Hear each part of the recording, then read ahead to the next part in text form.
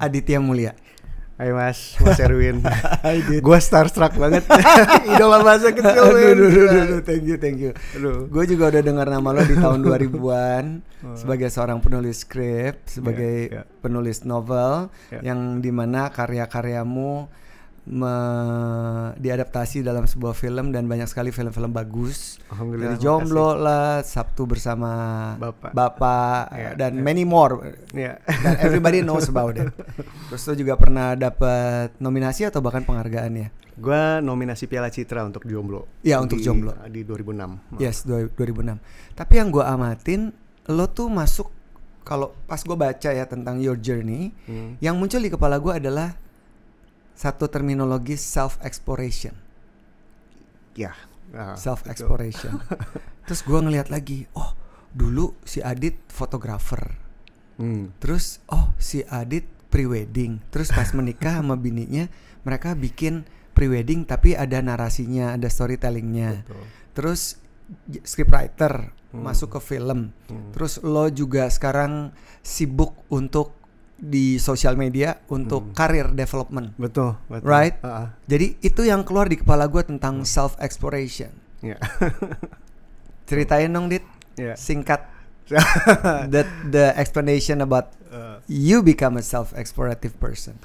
Oke, jadi sebenarnya by heart nih, waktu ini kita kalau misalnya gue tarik dari kecil nih, just a little bit.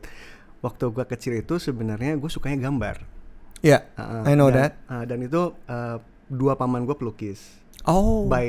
Di hobi mereka melukis gitu. Jadi kayak yang that blood runs gitu in family gitu. Terus gue jatuhnya gambar. Tapi masalahnya gambar gue tuh gue nggak pernah ikut lomba, gue nggak ikut les, jadi nggak terasah lah. Tapi in terms of storytelling gue ada di situ gitu. Jadi gue ngelatih storytelling gue dari kecil sebenarnya. Terus udah gitu. Pas SMA dan kuliah gue beralih ke fotografi, makanya gue motret dan gue mulai cari duit di situ.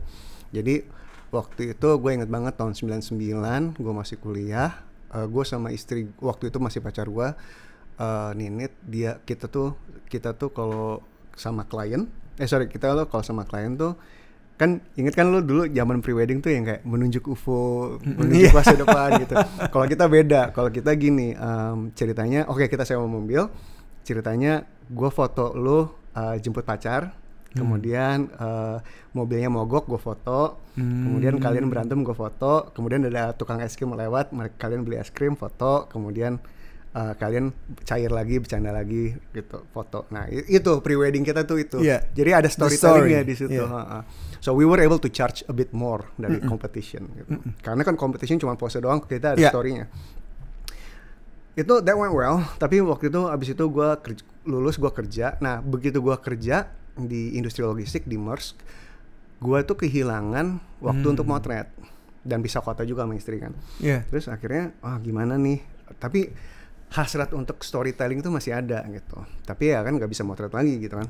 Motret cuma Sabtu Minggu. Akhirnya gue istri gue bilang waktu itu ngeblog aja gitu. You start from blog gue itu tuh gue nulis mulai ngeblog cerita-cerita. Ternyata gue ceritain aja sehari-hari gitu kan. Ternyata banyak yang suka in terms of it being funny gitu. Ternyata gue lucu juga ya. Gitu. Terus dari gitu setelah setahun ngeblog itu 2001, 2022. Nah mulai dari 2022 tuh gue memberanikan diri untuk yaudah deh, I want to tell stories nih. Tapi gimana caranya? Kayaknya blog nggak cukup. Ya udah gue nulis novel. Judulnya apa? Jomblo. Nah itu fenomenal, langsung melejit. Nah sempat ditolak segala macam, kayak namanya juga komedi nyeleneh ya. Waktu itu kan emang di zaman gue belum ada kan, sebelum kami kan eranya era lupus, Hilman Hariwijaya. Betul. Setelah itu tidak ada lagi komedi fiksi cowok, nggak ada kan. Nah terus jadi 2003 gue hadir, sempat ditolakin tapi alhamdulillah gagas nerima. Nah dari situ udah Nah dari situ ke film akhirnya masuk. Jadi memang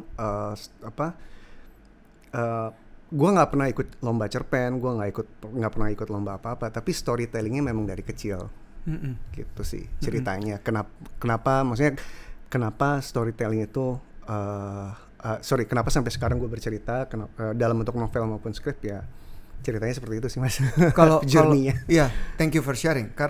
Karena kalau orang-orang yang kreatif seperti lo sangat memudahkan buat mereka untuk dapat melakukan eksplorasi diri dari perjalanan hidup yang mereka lewatin. Dan kita tahu juga bahwa storytelling itu akan membangkitkan emosi, baik yang baca kalau itu berupa tulisan atau film atau bertutur. Seperti sekarang lo bercerita tentang storytelling your short journey gitu. Apakah semua orang seperti lo selalu ketika bertemu dengan seseorang itu kemudian ada pop up berbagai macam cerita di kepala yang kemudian nanti akan dituangkan dan bisa juga menjadi sebuah inspirasi? Orang-orang seperti lo nih, storyteller, scriptwriter. Bisa sih Mas, bisa. Kalau misalnya gue duduk sama Mas Rako atau gue duduk sama Monty gitu ya, director terus setiap kali duduk ada aja yang what if gini. Oh ya. Tapi yang paling sering sama istri gue. Ya obviously karena dia kan sebelah gue. Jadi banyak banget ide-ide novel itu, ide-ide cerita itu lahir ketika kita mau tidur. Oh gitu. Kita mau tidur karena istri gue juga kan penulis novel ya. Ya gue tidur kita siap-siap tidur terus udah gitu gue ada ide nih gini terus we banter ya, pingpong di idea gitu. Oke. Many of it buntu lah, tapi ya once in a while ada yang oke nih gitu kita jadiin.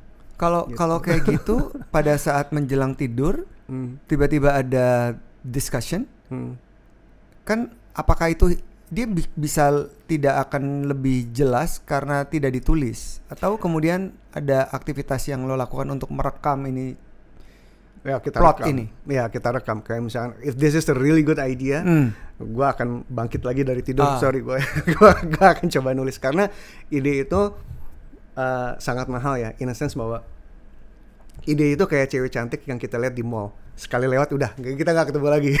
Kan? What a nice analogy. Makanya mahal banget. Makanya kalau kita ada ketemu ide bagus langsung ditulis. Zaman sekarang sih udah lebih aman karena kita kan udah ada smartphone ya. Itu bagus tuh, langsung gua tulis di notes. Gini. Kalau we sleep on it besok pagi kita gua coba craft the idea lebih detail lagi. Nah, kalau lariin ke self exploration kan nggak semua orang punya that courageous to explore themselves. Mungkin gue berani karena gue udah dalam kondisi nyaman sih, maksud gue karena ada dua sisi Aditya Mulyani. Pertama sisi penulis, kedua sisi seorang pekerja di logistik industri kan. Nah gue 23 tahun berkarir di situ sebenarnya. That was my main income for the longest time. Dan setelah itu memiliki pekerjaan justru membuat gue lebih leluasa bereksplor. Karena gue kan ada gue ada pijakan. Ya gue tentunya ada kerjaan yang pegawai tetap gitu ya, yang I can fall back to gitu. Jadi kalau misalnya gue explore di sini gitu, misalnya gue explore novel gitu, I can do that in my free time, ya kan. Sedangkan kalau misalkan udah nggak kerja lagi, gue nggak pengen berada di titik dimana kalau gue nggak nulis novel gue nggak makan. Nah gue nggak pengen berada di situ karena itu kan tanggung jawabnya terlalu besar lah untuk keluarga gitu kan. Jadi dengan anak 2. Betul. Jadi yang gue lakukan adalah I make sure everything is terpenuhi dulu dan dari karir gue.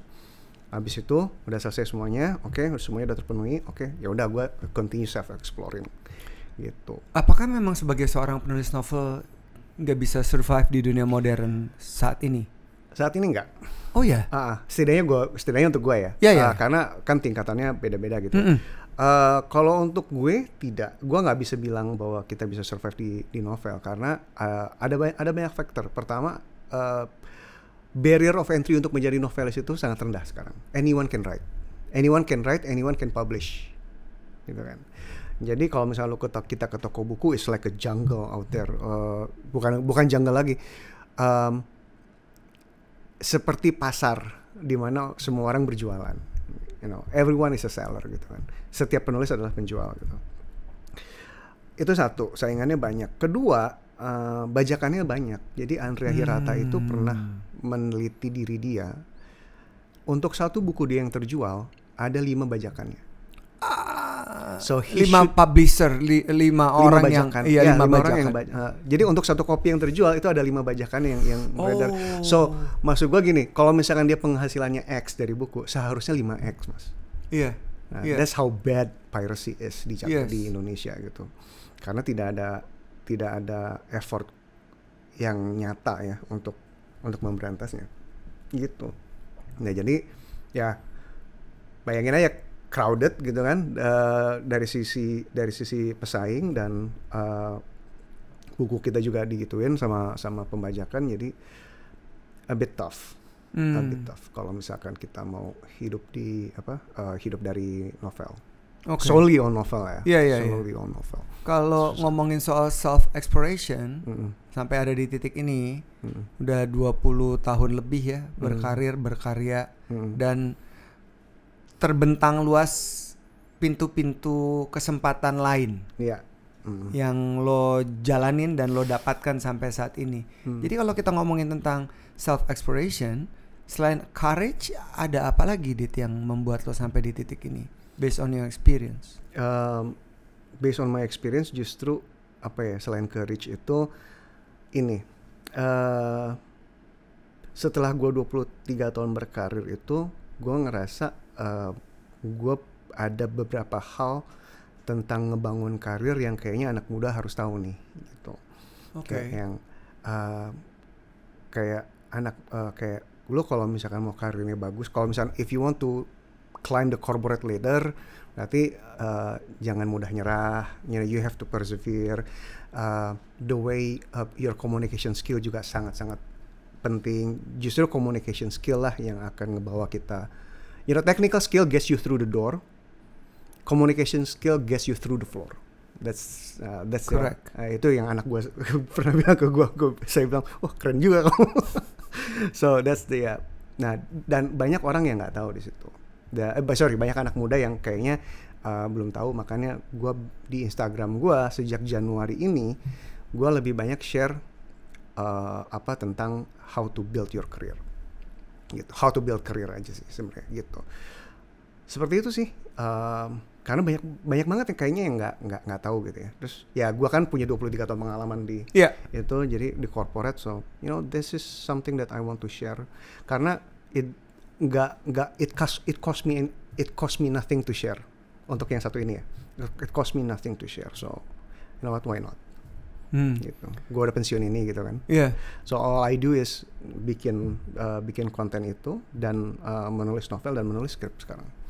Gitu. Kalau ngomongin tentang self exploration lagi ya, selalu ada doubt nggak sih di dalam hati kecil lo, apakah ini akan berhasil atau enggak? What if kalau ini failed? Those kind of things gitu in you. Sebenarnya kalau gua itu gimana ya, bisa dibilang takut fail selalu ada, tapi I just concentrate on the things that I can control. Karena maksud gua gini, kalau gua nulis nih, gua bener-bener berusaha nulis yang baik, yang kontennya baik gitu ya. Yang quality-nya baik gitu, yang produser suka, yang director suka gitu.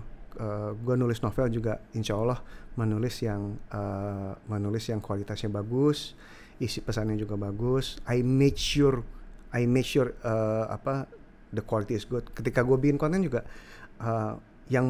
gue memastikan dulu ini informasinya berguna nggak bagi orang gitu. So that I can control, right? The quality of my work I can control gitu. Perkara apakah itu nanti bakal banyak yang beli, apakah banyak yang nonton, that's outcome, I cannot control that. But output I can control. Jadi yang penting sih niat. Yang penting 2, niat dan sabar. Ya kan?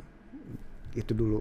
Nah, setelah itu baru bagaimana nanti pasar menerimanya, ya terserah pasar sih, gitu sih. Apa sih rasanya ya, Dit, menjadi seorang penulis skrip novel yang kemudian karya ini ditonton orang banyak, menjadi sebuah film dan box office di Indonesia? Happy banget, rasanya happy banget. It's many things into one, tapi yang kalau if it's just one feeling, happy. Lebih jauh lagi humbled karena wah ternyata story gue relate ya, story yang gue tulis tuh relate ya ke orang-orang, alhamdulillah gitu. Oh ternyata komedinya bikin orang ketawa ya, alhamdulillah. Itu yang gue senang banget. Yang gue paling senang tuh kalau misalkan nonton film. Jadi kalau setiap kali film yang gue tulis ada di bioskop, I would go ke bioskop setiap hari. Oh ya. Yeah, choose a random bioskop, choose a random time. To see the just to see the reaction. The reaction. So ketika orang-orang nonton sana, yang gue tonton tuh orang-orang ya cuma ngeliat, oh ketawa nih, oh ketawa tuh. So, and that what build your confidence and build your belief? Itu menjadi study gue bahwa oh yang gue tulis ini it works gitu. Ya, bayangkan so ketika kita mengeksplor kan we don't know what works and what's not, right? Yeah. So tergantung outcome-nya tadi. Nah kebiasaan gue nonton, kebiasaan gue pergi ke bioskop seperti itu tuh ngebuat gue belajar. Oh jokes yang ini nih banyak yang miss nih. Oke, mungkin gue yang salah nulis gitu. Oh jokes yang ini banyak yang ketawa. Oke nih yang ini kayak gini-gini nih gue banyakin gitu. Lebih banyak yang predicted atau unpredicted reaction dari apa yang lo tulis ketika dia diadaptasi dalam sebuah layar lebar atau di OTT ya? Nah, banyak yang 50-50 sih. Jadi ada beberapa jokes yang gue yakinin orang bakal ketawa. Ternyata enggak. Contoh. Terakhir tuh yang di yang di Sabtu Bersama Bapak. Ya, gue nonton tuh film, very touchy. Iya. Nah itu gue tadinya section yang kakaknya dan istrinya itu gue bikin agak komedik. Oh ternyata nggak dapet. Justru yang dapetnya yang bagian yang Deva pecah banget, yang si bungsu. Iya. Yeah. Terus gue yang ini. Terus itu juga salah satu hikmah yang gue dapet adalah you can write a funny dialogue, tapi kalau misalkan lu dapet the right actor seperti Deva mungkin, itu lebih dapat lagi, itu lebih pecah lagi gitu. Jadi sesuatu yang gue tulis on the go gitu, udah gitu, ternyata dibawakan dengan luar biasa banget gitu kan. Dan sejak itu gue mikir, oh ya cast matters ya. Gitu. Yeah. Soalnya dulu sebelum itu gue I was trying to be humble in a sense bahwa Dit mau siapa? Ya siapa aja deh. Siapalah gue untuk harus ini harus itu. Siapalah gue gitu kan. Gitu sombong sekali gue gitu. Makanya gue kalau ditanyain, Dit ini maunya si ini siapa, si ini siapa, gue bilang terserah bapak aja, bapak lebih tahu. You know, I trust your competence in I trust your choose the right cast. Tapi ya as you go along working with all the actors, dan lo ketemu yang benar-benar pecah nih orang-orang ini gitu. Seperti itu sih. Oke. Dit kayak kan ada di industri sebagai seorang profesional di logistik itu lama banget ya, dua dekade. di pekerjaanmu saat ini juga udah 23 tahun as a scriptwriter, as a storyteller. Betul. Dan pada saat karya itu kemudian dipublikasikan di film, entah di networks, OTT atau di layar lebar, kan lo bertemu dengan orang-orang yang berbeda dengan tingkat ekspektasi yang berbeda-beda. Ya. Terus bagaimana caranya atau situasi yang lo jumpai di lapangan tentu tidak selalu sama dengan apa yang ada dalam pikiran kita kan. Memanage ekspektasi, bernegosiasi, mungkin dari cerita ini kemudian akan dikurasi dan diubah. Ceritain dong proses itu gitu. Ini terjadi di novel gue yang salah satu novel gue yang paling baru, judulnya Si Paling Aktor. Itu gue terbit 2024. Yang sekarang katanya sedang dalam proses mau difilmkan. Betul. Nah itu itu memang komedi lah ya, namanya juga si paling aktor. Iya. Ketika di novelnya itu ada beberapa hal yang sangat-sangat mahal. Meaning kayak misalnya ada adegan helikopter. Helikopternya kemudian mendarat darurat, jeder, jatuh gitu. So di novel it cost you nothing to write that scene, right? True. Cost you nothing. Nah, tapi kalau begitu kita mau menghidupkan itu di dalam film, man, gila kan? Seriously gitu ya, gitu kan? Nah itu hal-hal seperti itu yang ketika gue duduk sama teman-teman film, ada dua hal nih. I can choose to be stubborn, or I can choose to be kooperatif gitu. Dan gue memilih untuk jadi kooperatif. And itu juga itu sudah production wise itu mahal, directing wise itu susah gitu kan. Gitu. Jadi kita ubah itu menjadi yang lain. Kayak contoh lain, ada adegan di mana ada ular. Terus dia gitu, ketika gua nulis itu ada adegan ular, itu sangat lucu memang. Tapi kalau misalnya kita ngeliatin itu dalam konteks film, itu sangat-sangat berbahaya. Sangat-sangat berbahaya bagi si aktor gitu. Harus ada pawang ular apa segala macam gitu. So yang kayak gitu-gitu kita minimize banget seperti itu. Jadi dan kita juga harus willing untuk kompromi. Untuk compromise gitu. Karena gini, ketika kita nulis buku is playing God, right? Kita penulisnya, kita direkturnya, kita aktornya, right? Tapi begitu masuk film, penulis itu adalah rantai kecil daripada sebuah chain collaboration yang sangat-sangat besar gitu. Nah jadi we need to be willing to compromise menurut gue sih. Berapa besar sih persentase kompromi di dalam change collaboration ini kalau diadaptasi dengan entity yang lebih luas ya? Kalau misalkan drama 99% bisa. It can be 99% sama dengan buku dengan novel.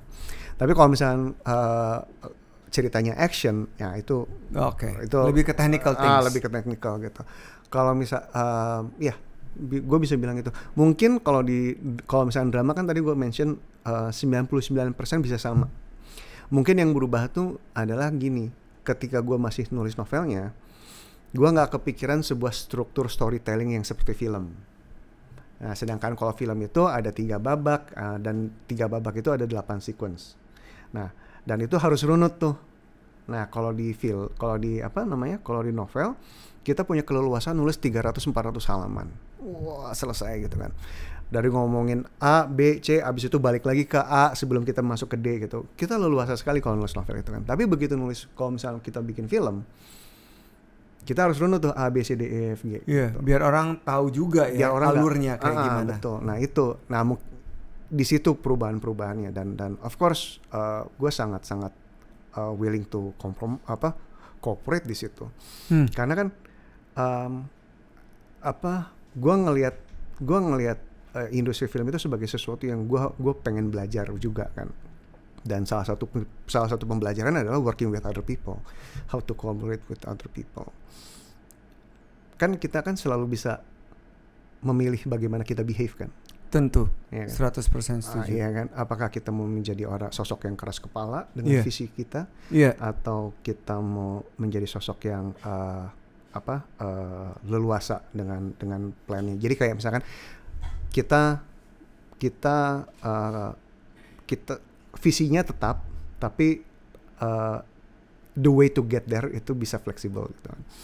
Nah itu sesuatu yang gue pelajari, pembelajaran paling banyak dalam industri logistik dalam film and in life, yaitu visi lu ini, end game lu ini gitu kan, dan lu punya plan untuk itu. Tapi kalau misalnya nggak bisa, ternyata Tuhan tidak mengizinkan gue lewat sini gitu, ya udah jangan putus asa, cari cara lain gitu macam. Nah, itu pembelajaran terbesar gue sih dalam hidup dan dalam nulis novel, dalam film, dalam anything, dalam karir gue juga. Kalau kalau menulis sebuah cerita, gitu ya, kan ini lo menghidupkan apa yang ada dalam kepala lo. Betul. Terus kalau gue juga penonton film walaupun nggak banyak gitu ya, pasti nggak banyak sebanyak lo. Ada cerita yang memang sangat chronological, tapi ada cerita zaman sekarang yang plot twist. Gitu kan ya. Mungkin ada berbagai macam cerita lagi yang alurnya berbeda-beda. Kalau lo versinya kayak gimana sih yang lo pegang? Yang pertama gue pegang, yang dulu for the longest time gue pegang yang pertama tuh, runut aja gitu. Tapi kesini-sini mungkin cara menulis gue juga, maksudnya ilmunya gue udah belajar banyak dari penulis-penulis lain, dari sutradara yang lain.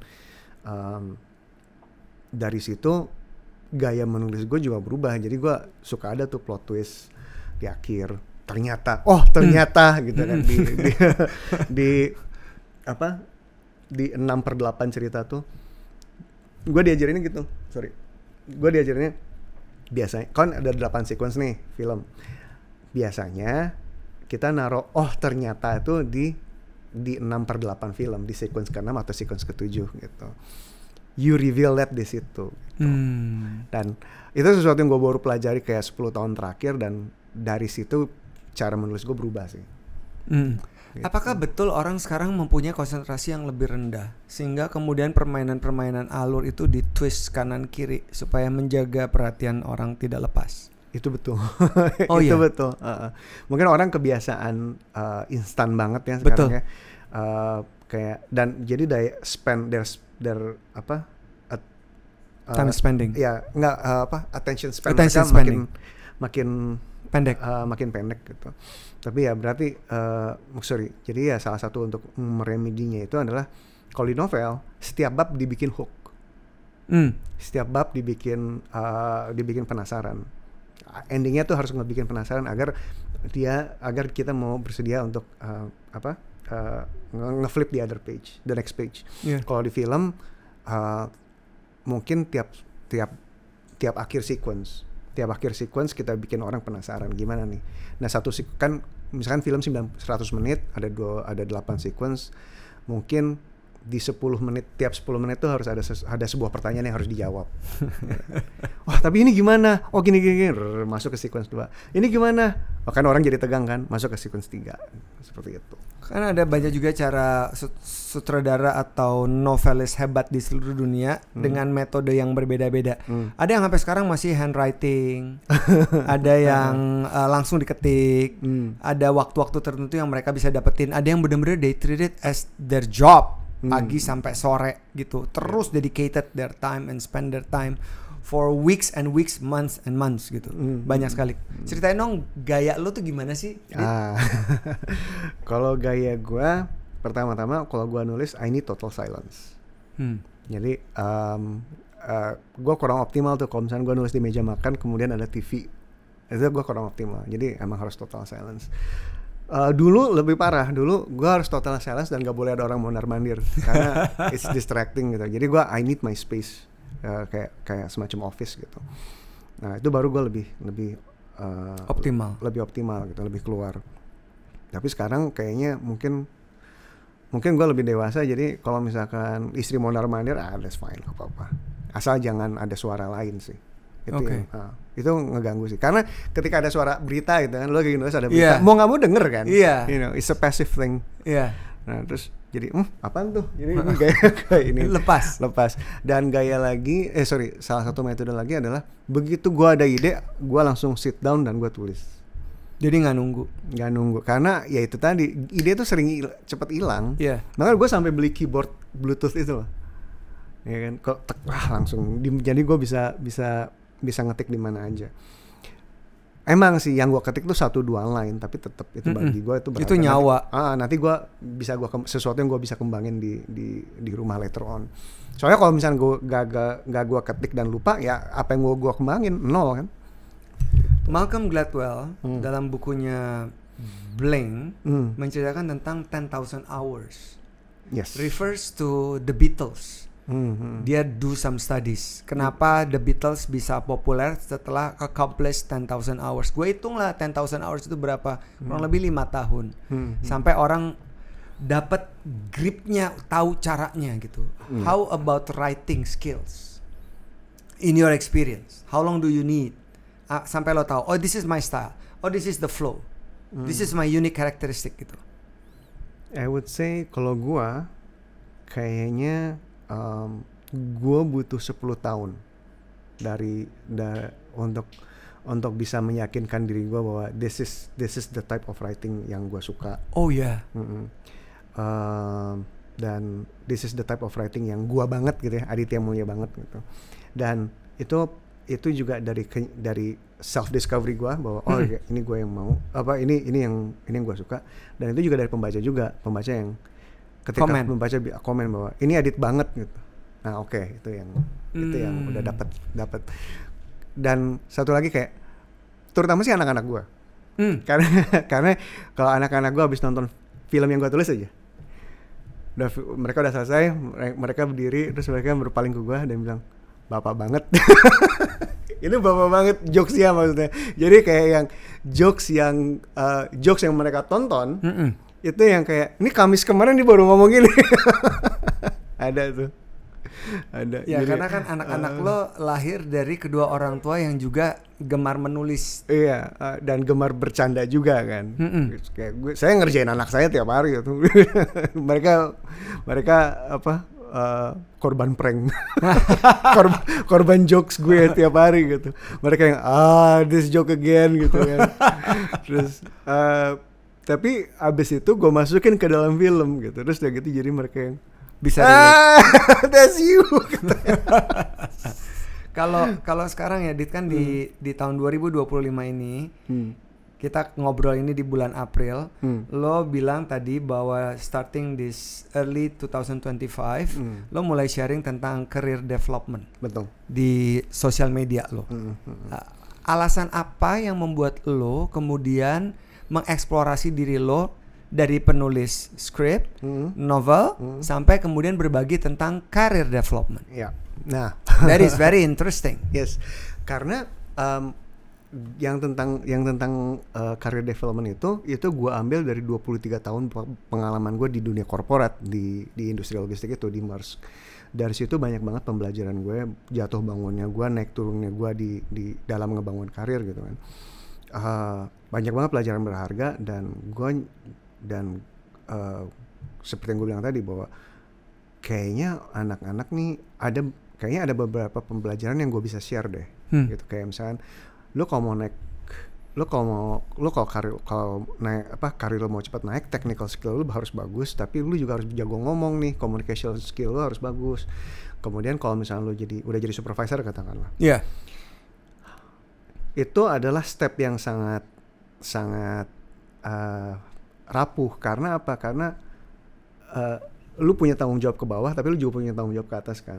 Nah, sering kali nih yang ketika gue menapaki karir nih dari bawah ke atas, sering kali gue nemu bahwa bawahan yang waktu jadi bawahan keren banget, tapi begitu jadi atasan, jadi tiba-tiba jadi zolim banget gitu, evil person banget. Oh kayaknya ada step yang ada step yang mereka miss nih. Nah disitulah gue masuk dan disitulah gue share bahwa look, if you wanna be a leader, these are the things that you need to do. Kayak misalkan di salah satu rilis gue ngajarin lo kalau jadi leader pastiin lo punya performance review one on one 30 menit aja seminggu sama setiap anak buah lo. Jadi kalau punya 10 anak buah, mau nggak mau lo harus spend 5 jam seminggu untuk performance review.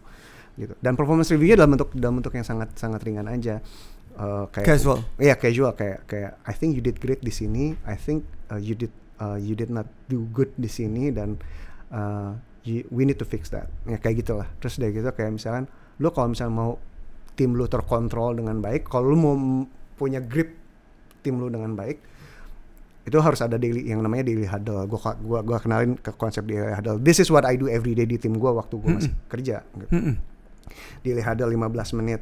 Terus dari gitu ada lagi yang gue bilang, kalau lo mau marahin anak buah lo, ada caranya, ada tata keramanya, ada etiknya gitu. Nggak boleh nunjuk-nunjuk depan orang gitu. Kalau di gue culture-nya dulu, kalau gue mau ngasih feedback ke orang, nggak marahin, tapi gue kandangin. Maksudnya gue masukin ke dalam ruangan, talk in private, dan gue selalu bilang sit down, it's correction time. Jadi orang-orang jadi semua anak buah udah tahu bahwa kalau ketika gue bilang it's correction time, it means that ada waktunya di mana anak itu diem dulu, gue yang ngomong. Gitu. Jangan yang tapi pak enggak.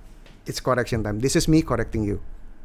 Gitu. Ya kayak gitu. Ya hal-hal kayak gitu tuh yang insight yang banyak orang nggak tahu gitu. Exactly. Tapi gitu. Kenapa alasan lo membuat seperti ini? Apakah sekarang anak-anak yang bekerja, terutama generasi Z itu mereka lebih rapuh dari apa yang lo lihat?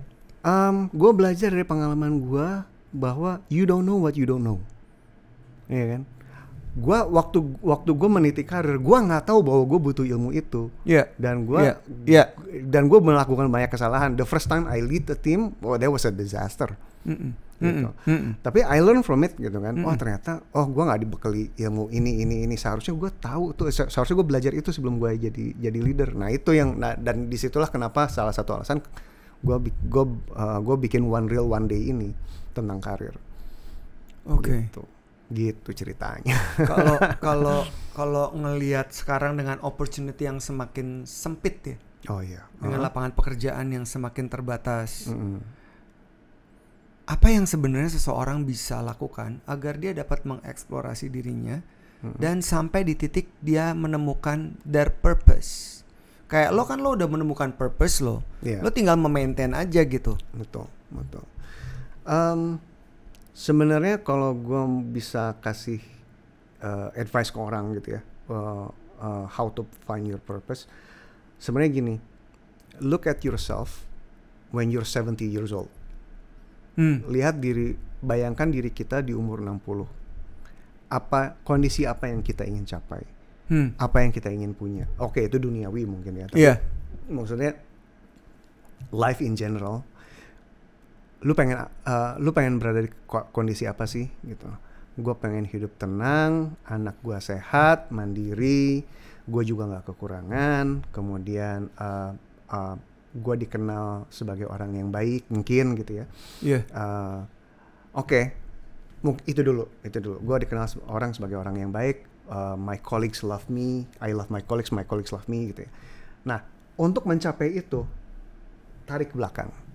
Kalau gitu apa yang lu harus lakukan agar lu bisa dipandang seperti itu, agar lu bisa punya apa yang lu impikan itu gitu. Jadi menghidupkan imajinasi dan membayangkan at the end of the road. Betul. Ini yang akan lo dapetin, yang ingin. Kayak makanya istri gua, ini istilah dari istri gua, begin with the end in mind. Yes. Stephen Covey. Yes. Begin with the end in mind. Nah, pengennya seperti itu. Oke. I want to be at 60 years old. I want to be a person yang waktu kerjanya tuh sangat dirayakan oleh teman-teman dan merayakan teman-teman kerja gitu. Oke, berarti gue harus menjadi leader yang baik. Oke, kalau gitu mulai dari sekarang, at the young age, hone your leadership skill. Gimana tuh? Gitu.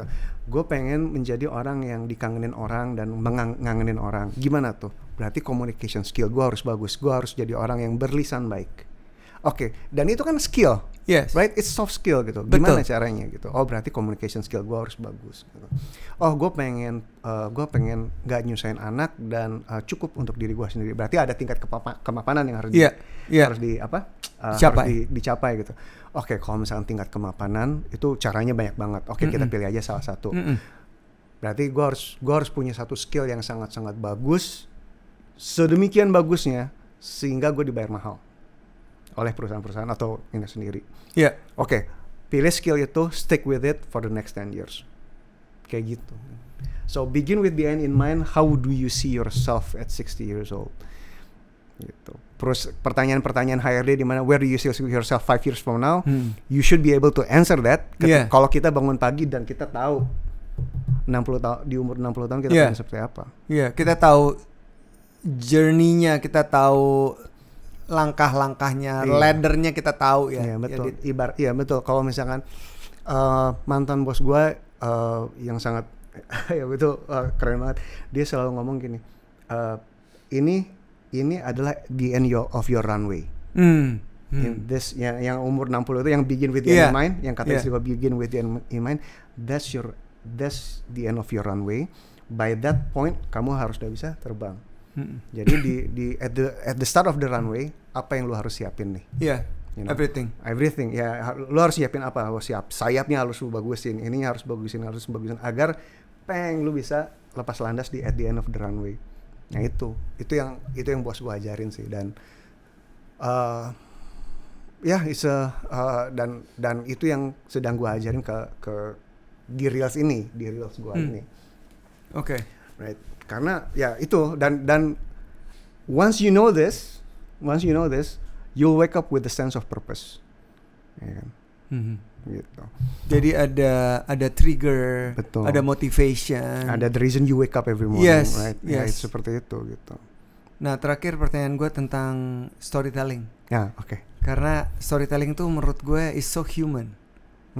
Buat gue siapapun orang dengan jabatan apapun di level manapun harus memiliki kemampuan storytelling yang baik. Dan kita udah tahu di semua sosial media dimanapun bercerita tentang mengajarkan orang untuk menjadi a great storyteller.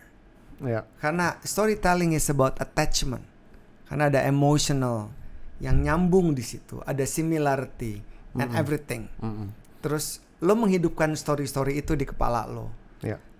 Ajarkan bagaimana orang secara sederhana yang nonton kita untuk they can start become a great storyteller themselves. Wow. Pertanyaan yang sedikit gua nggak sangka. Oh ya, nggak apa-apa.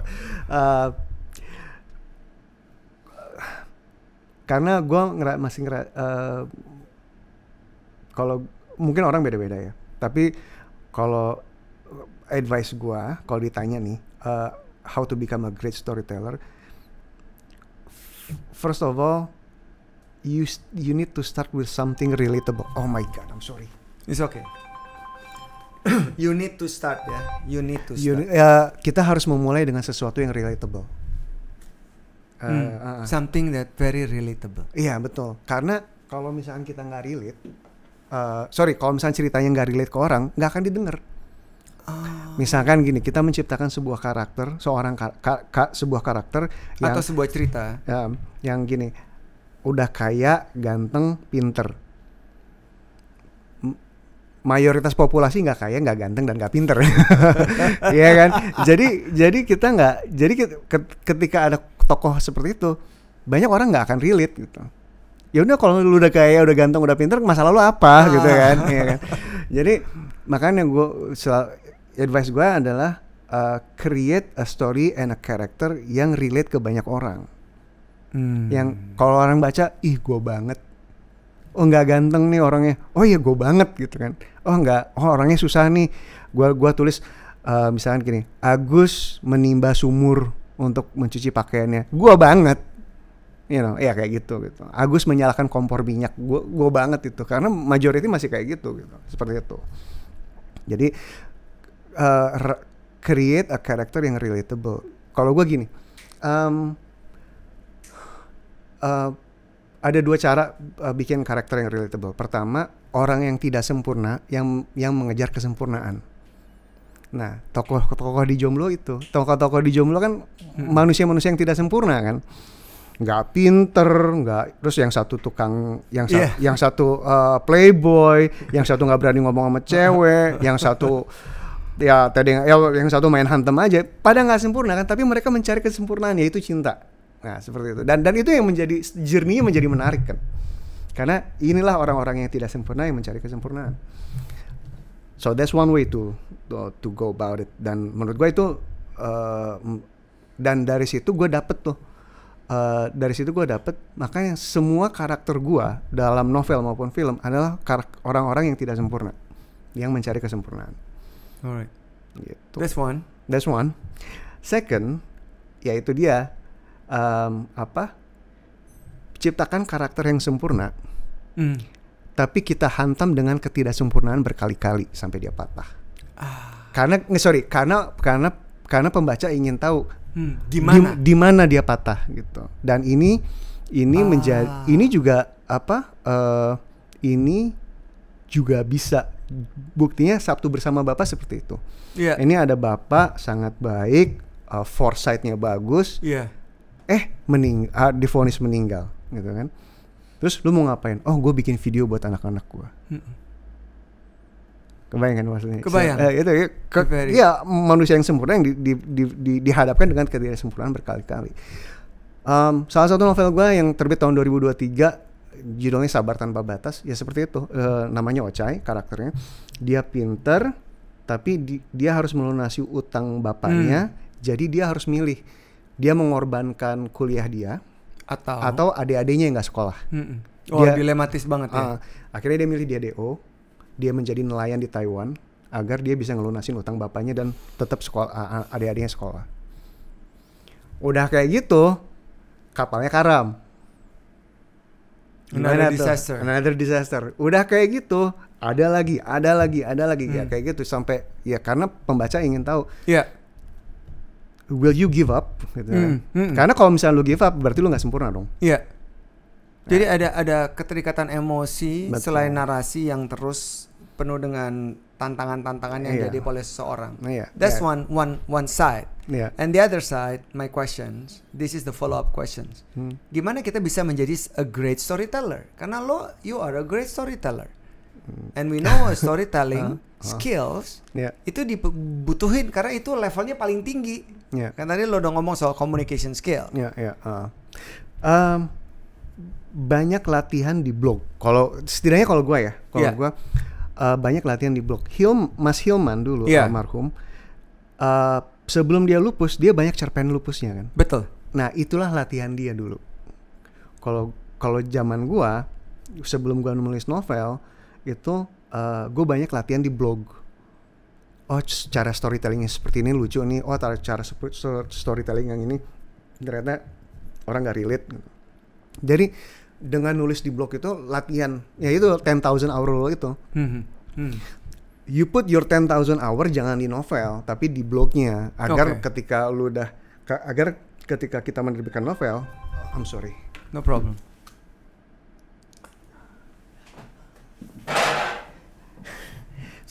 Agar ketika kita menerbitkan novel, itu udah jadi novel yang baik gitu.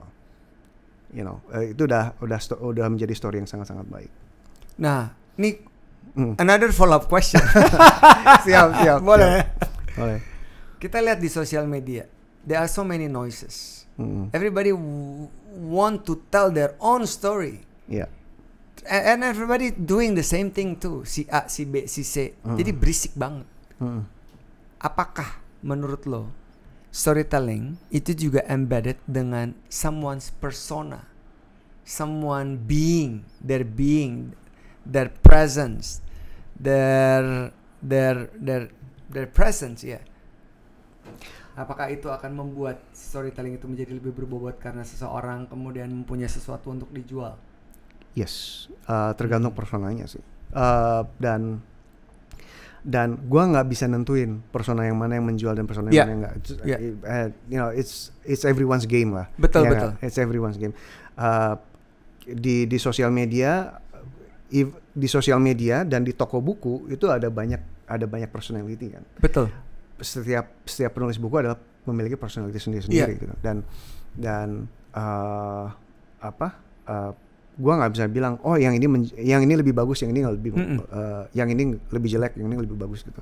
Gue nggak bisa bilang, tapi memang setiap personality itu berbeda dan ya kalau misalnya hukum jualan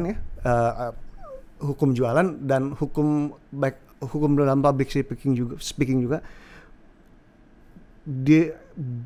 yang penting adalah being different kan. Kalau kita mau laku ya kita harus beda. Itu. Nah, pertanyaannya adalah semua orang udah beda-beda nih. Ya tinggal mana aja yang mana sih yang menjual, yang mana sih yang bukan menjual, yang mana sih yang relate ke orang banyak. Oh, ternyata yang ini relate ke orang banyak. Oke. Dan kalau misalnya kita nggak ini ya, kalau misalnya kita nggak banyak yang relate ya udah mau gimana. Jadi artinya seseorang harus punya unique selling proposition. Betul. To become a great storyteller.